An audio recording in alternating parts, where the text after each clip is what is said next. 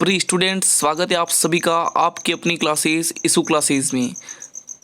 ये class pre DElEd and PTT दोनों exams के लिए बहुत ही महत्वपूर्ण है, इसलिए आपको सेशन को अंत तक देखना है और कुल आपके 35 क्वेश्चन होने वाले हैं और सभी क्वेश्चन को अंत तक देखना है। तो चलिए शुरुआत करते हैं सेशन की। सभी स्टूडेंट वह जुड़ जाइए सेशन से।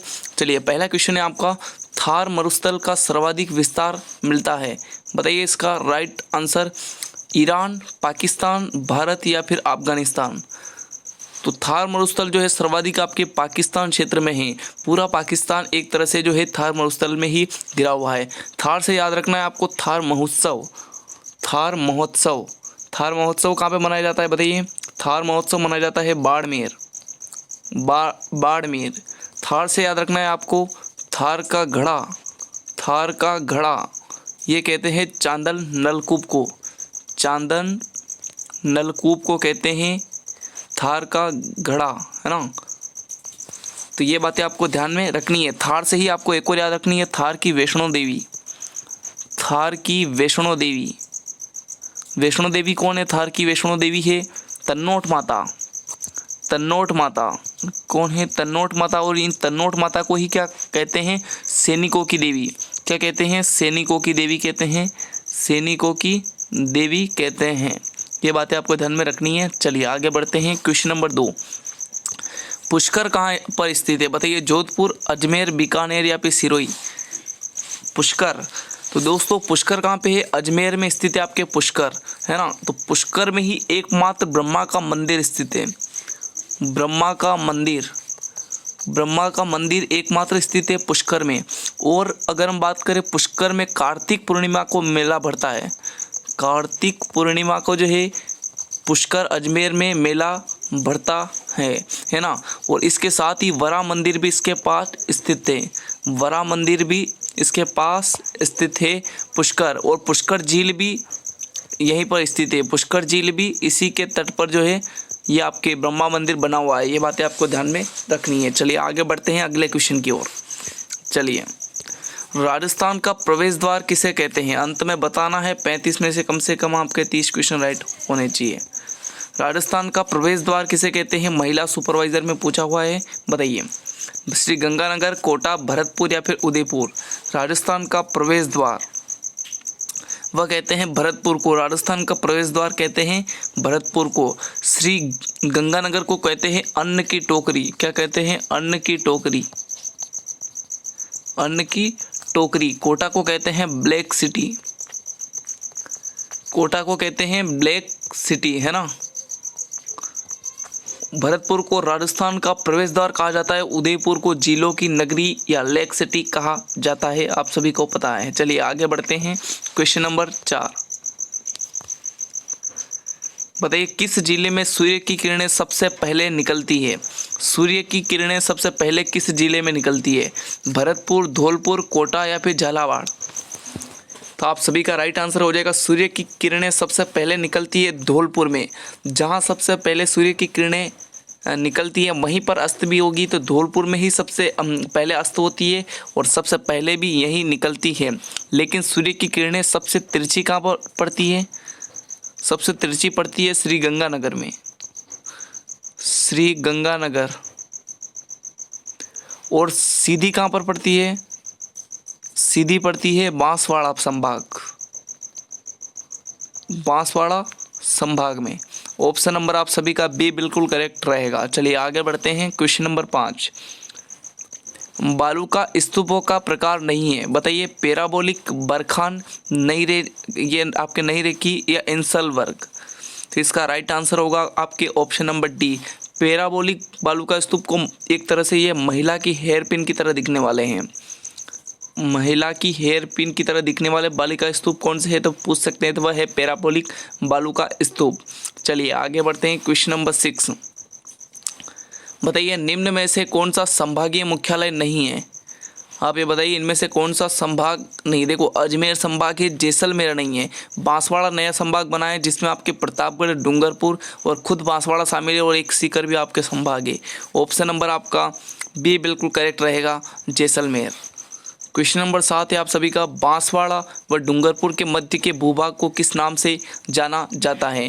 BSTC 2013 में रिपीट क्वेश्चन है। कांठल, भाकर, गिरवा या फिर मेवल? तो बांसवाड़ा और डूंगरपुर का जो मध्य भाग है उसे कहते हैं मेवल प्रदेश, और यहाँ पर बोली जाती है वागड़ी भाषा। यहाँ पर वागड़ी भाषा बोली जाती है, और मेवल प्रदेश के साथ इसको वागड़ प्रदेश भी कहते हैं, आदिवासी प्रदेश भी कहते हैं, आदिवासी प्रदेश भी कहते हैं, है ना। इसके अलावा दोस्तों यहाँ पर सागवान के सर्वाधिक वृक्ष पाए जाते हैं।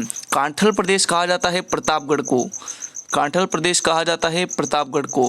कांठल की गंगा कहा जाता है माही नदी को, कांठल की गंगा कहा जाता है माही नदी को, माही नदी को। और वागड़ की गंगा भी कहा जाता है माही नदी को, वागड़ की गंगा भी कहा जाता है माही नदी को। आदिवासियों की गंगा भी कहा जाता है माही नदी को। इसके सारे उपनाम हैं जो कि एग्जाम की दृष्टि से बहुत ही महत्वपूर्ण है। चलिए आगे बढ़ते हैं अगले क्वेश्चन की ओर। क्वेश्चन नंबर 8 आप सभी का, रेगिस्तान का जल महल किसे कहा जाता है? सरड़ा रानी की बावड़ी, बटाड़ू का कुआं बाड़मेर, रानी जी की बावड़ी, महिला बाग झालरा जोधपुर? तो ये रेगिस्तान का जल महल कहते हैं बटाड़ू का कुआं बाड़मेर। ऑप्शन नंबर आपका बी बिल्कुल करेक्ट रहेगा। और जल महलों की नगरी कहते हैं डिग जिले को, डिग जिले को कहते हैं जल महलों की नगरी, है ना। चलिए आगे बढ़ते हैं। क्वेश्चन नंबर 9 है आप सभी का, राजस्थान का कौन सा क्षेत्र डांग क्षेत्र के रूप में जाना जाता है? बताइए। डांग क्षेत्र आपके है करौली और धौलपुर। ऑप्शन नंबर बी आपका बिल्कुल सही रहेगा। चलिए आगे बढ़ते हैं। क्वेश्चन नंबर 10, सहेलियों की बावड़ी कहाँ पर स्थित है? जयपुर, चित्तौड़गढ़, उदयपुर या फिर नागौर? सहेलियों की बावड़ी आपका right answer option number C होगा, उदयपुर में स्थित है। चलिए क्वेश्चन नंबर आपका अगला है, किस जिले में की सीमा उत्तर प्रदेश राज्य से मिलती है? उत्तर प्रदेश राज्य से करौली की नहीं, भरतपुर की मिलती है, डिग की भी मिलती है, जयपुर की नहीं मिलती, कोटा की भी नहीं मिलती। ऑप्शन नंबर बी बताने वाले सभी करेक्ट हैं। बताइए। जल महलों की नगरी कहा जाता है, पहले बता दिया आपको, ऑप्शन नंबर इसका ए सही रहेगा। डिग को जो है वह जल महलों की नगरी भी कहा जाता है। क्वेश्चन नंबर 13 आप सभी का है, निम्नलिखित में से किस माह में राजस्थान का तापमान 10 डिग्री सेल्सियस से कम होने की आशा की जाती है? जनवरी, जुलाई, जून, सितंबर? आपका राइट आंसर होगा option number A, January. Next है आपका, भीनमाल का प्राचीन नाम क्या था? बताइए। मांड, मरु, श्रीमाल, चंद्रावती? भीनमाल का प्राचीन नाम था श्रीमाल। ऑप्शन नंबर सी आपका बिल्कुल करेक्ट रहेगा। नेक्स्ट क्वेश्चन, क्वेश्चन नंबर 15, मरुकांतर नाम किससे संबंधित है? मरुकांतर, वैसे राजस्थान को जो है मरुकांतर भी कहा गया है प्राचीन समय में, लेकिन मरुकांतर का संबंध यहाँ आपके बीकानेर से है। ऑप्शन नंबर आपका ए बिल्कुल करेक्ट रहेगा। चलिए आगे बढ़ते हैं। डूंगरपुर, बांसवाड़ा प्रदेश राजस्थान के प्राचीन प्रदेशों में जाने जाते थे। हाड़ौती, हाड़ौती में आपके तीन चार जिले आते हैं, कौन कौन से? कोटा आता है, झालावाड़ आता है, कोटा, झालावाड़, बूंदी, है ना। कोटा, झालावाड़, बूंदी और बारां, ये जिले आपके किस में आते हैं? हाड़ौती प्रदेश में। मांड में आपके जो है जैसलमेर, है ना, जैसलमेर आता है। मारवाड़ में आपके जोधपुर, जोधपुर, पाली, ये सभी जो है आपके मारवाड़ क्षेत्र में आते हैं। वागड़ में आपका आता है डूंगरपुर और बांसवाड़ा। डूंगरपुर और बांसवाड़ा क्षेत्र जो है वागड़ प्रदेश कहा जाता है, पहले हमने डिस्कस कर लिया। ऑप्शन नंबर आपका डी बिल्कुल सही रहेगा। नेक्स्ट है, लू किस प्रकार की हवा है? बताइए। लू क्या होता है? हवाएं जो जल क्षेत्र में आती है, हवाएं जिनकी गति समान रहती है। गर्म हवाएं जो थार मरुस्थल में बहती है। दोस्तों, थार मरुस्थल अर्थात रेगिस्तान में चलने वाली गर्म हवाएं जिन्हें स्थानीय भाषा में लू कहा जाता है। ऑप्शन नंबर आपका सी बिल्कुल करेक्ट रहेगा। चलिए, राजस्थान की सर्वाधिक लंबी सीमा किस राज्य के साथ लगती है? बताइए। मध्य प्रदेश, गुजरात, उत्तर प्रदेश या फिर पंजाब? राजस्थान की स्थलीय सीमा की बात करें 5920 किमी है ना, है ना। जिसमें से अंतर्राज्यीय कितनी है बताइए। जिसमें अगर हम मध्य प्रदेश की बात करें तो सर्वाधिक सीमा लगती है 1600 किमी, है ना। हमारा राइट आंसर तो ऑप्शन नंबर ए हो जाएगा। और गुजरात के साथ अगर हम बात करें दोस्तों, एक मिनट रुकना, गुजरात के साथ कितनी लगती है? 22 किमी। उत्तर प्रदेश के साथ कितनी लगती है? 877 किमी, है ना। पंजाब के साथ सबसे कम लगती है 89 किलोमीटर। हरियाणा के साथ लगती है 1262 किमी। तो सबसे कम किसके साथ लगती है? पंजाब के साथ। सबसे ज़्यादा मध्य प्रदेश के साथ 1600 किमी। ये आपको ध्यान में रखना है। आगे बढ़ते हैं, क्वेश्चन नंबर 19। निम्न में से राजस्थान का कौन सा शहर पाकिस्तानी सीमा के निकट है? बीकानेर, बालोतरा, सांचौर या फिर गंगानगर? तो आपका राइट आंसर होगा ऑप्शन नंबर डी, है ना, गंगानगर। नेक्स्ट है, निम्नलिखित में से कौन सा एक कारण राजस्थान में मरुस्थलीकरण का नहीं है? बताइए। अतिचारण। दोस्तों अगर पशु अतिचारण तो है, क्योंकि इससे क्या होगा, उनको खाने की आवश्यकता होगी तो वह पेड़ पौधे सारे पेड़ काटेंगे, तो इससे भी है। क्योंकि मरुस्थलीकरण में जो है पेड़ होना बहुत ही ज़रूरी है, वरना मरुस्थल बन जाएगा। और भी वनोन्मूलन, ये भी कारण है। शहरीकरण नहीं है, अनुचित मृदा का जल प्रबंधन करेंगे तो ये भी है। तो आपका right answer option number C होगा, शहरीकरण नहीं है। क्वेश्चन नंबर 21 है, निम्न में से कौन सा शिखर सबसे ऊंचा है? जरगा, अचलगढ़, खो या फिर रघुनाथगढ़? बताइए।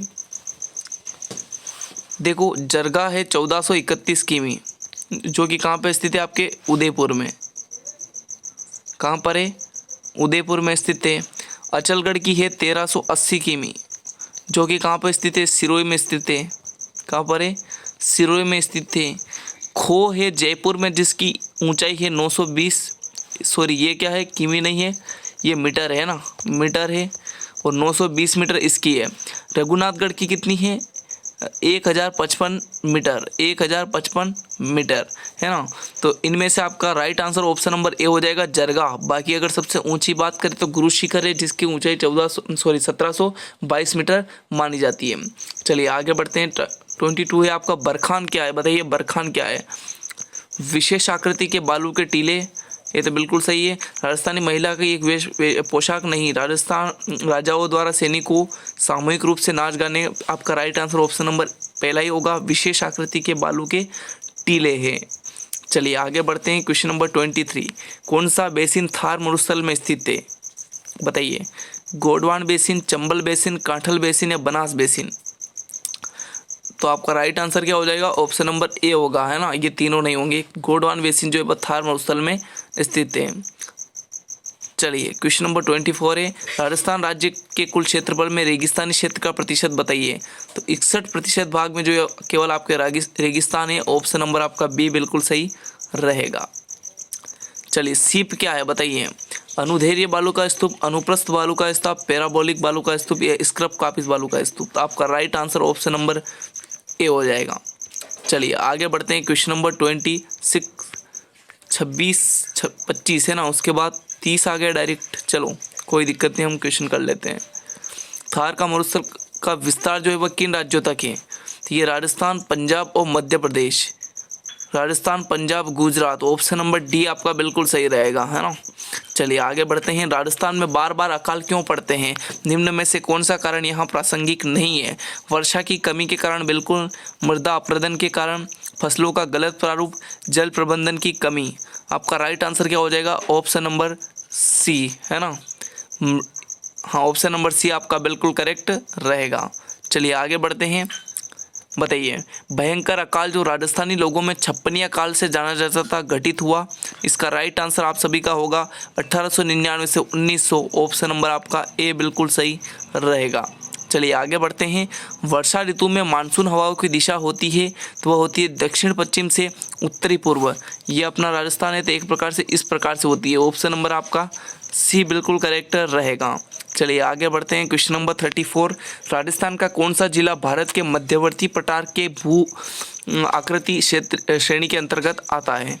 मध्यवर्ती पठार के भू आकृति, तो आपका राइट आंसर हो जाएगा इसका ऑप्शन नंबर ए, झालावाड़। चलिए आगे बढ़ते हैं। राजस्थान में संलग्न जिले कौन से हैं? सिरोही, पाली, नागौर, सिरोही, बाड़मेर, जैसलमेर, चूरू, झुंझुनू, जयपुर, झालावाड़, बूंदी। आपका राइट आंसर ऑप्शन नंबर इसमें ए हो जाएगा। कुल क्वेश्चन कितने थे आपके? 35 थे, है ना। डीएलएड, है ना, डीएलएड और पीटीटी, इनकी जो भी तैयारी कर रहा है वह एक बार कमेंट करके ज़रूर बताएं। और 35 में से आपके कितने क्वेश्चन सही हुए ये भी आप कमेंट करके ज़रूर बताना। वो क्लास अच्छी लगी तो इसे लाइक कर शेयर करें। धन्यवाद, मिलते हैं नेक्स्ट क्लास में। Thank you.